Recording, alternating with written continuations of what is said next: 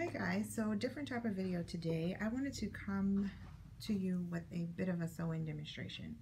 So from the eye, everything looks well. Like you can't really tell what I'm getting ready to show you. But the important part is about what I'm getting ready to show you is from every aspect and every detail of your sewing, it needs to be flawlessly implemented because your client needs versatility and needs to be able to move their hair from side to side, back to front, or whatever the case may be, without having to make I don't know, alterations based upon how the sewing was put in. Okay, and so I'm just going to move some hair back so you can kind of see the direction I'm going with this. So you can already start to see the spaces in between where the tracks are laid. What this does is causes her, for one, to have lift. So this is her closure, and it's not completely 100% flat, and the only reason why it's not flat is because of the way that it's anchored. All right. Also, when you're doing a sewing, you want to keep in mind that you do circles and not ovals. When you do oval size sewing is where you get the spacing. And when you get the spacing, that's when your client can't really move their hair from one side to another, or they're not able to make a part correctly because of all the spacing and the gaps. So what we're going to do is we're going to take her closure off, and then we're going to cut her extensions out to about here, maybe back to about here. And what we're going to do is we're going to fill it in with circles so that you can begin to see this come together. So we're going to eliminate this part so that she can have a nice flat closure, and she'll be able to either part her hair this way, part her hair that way, part her hair that way without this. All right, so we just removed her top closure piece, and I want to make mention to something. Your braid pattern under a faux sewing is very important, and let me tell you why. Wherever you end your closure, it must be a flat surface. The reason why I was able to move her closure back and forth is because of this braid.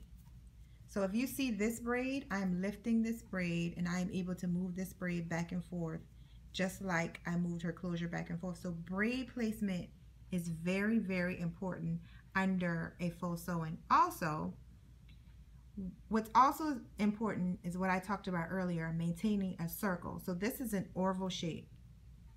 So when it's an oval shape, when you try to go around, you're going to have that U in the middle, which is going to leave this big open space, and this is a no-no. This is what you don't want. So you want a smooth circle all the way around so that everything can be tight enough for everything. So I'm going to see what I'm going to do about this braid, but here we go. I took that braid that was loose and I sewed everything down tightly, because what you want to have is a flat working surface so that we don't have any braid that's going to move anymore. We don't have an area where there will be a problem with her closure moving because there are no moving parts. So we are going to be able to fix this without having to take out her whole entire install. We are going to tighten around here, and then I'm going to start to work on my circle. So as you can see, I've already took out the oval shape, to a certain point. So if you can see, this is where my circle is going to start. All right. So here we go. All right, so I have begun my process of pulling things back together. All right, so immediately now you can see the difference. All right, so I'm going to play into her hair and you cannot see any spaces.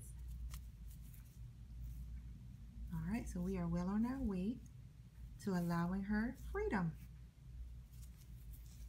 All right, so as you can notice, I've created a flat, smooth surface for myself by sewing all her braids that were underneath together. I did not have to remove her install to do the repair. So we're going to go ahead, and as you can see, my circle, I now have a circle and not a oval. And even if you may think this is not a perfect circle, you can always fix it as you go. All right, so we're gonna keep it moving. Now she's all closed up. I'm gonna just set my hand on top of her head so that you can see that it's flat. So we cut some layers, and I'm just gonna show you the hair on the floor. I don't want to show you my client because I did not do her initial install, and I did not want to put her stylist on blast. So you're just gonna have to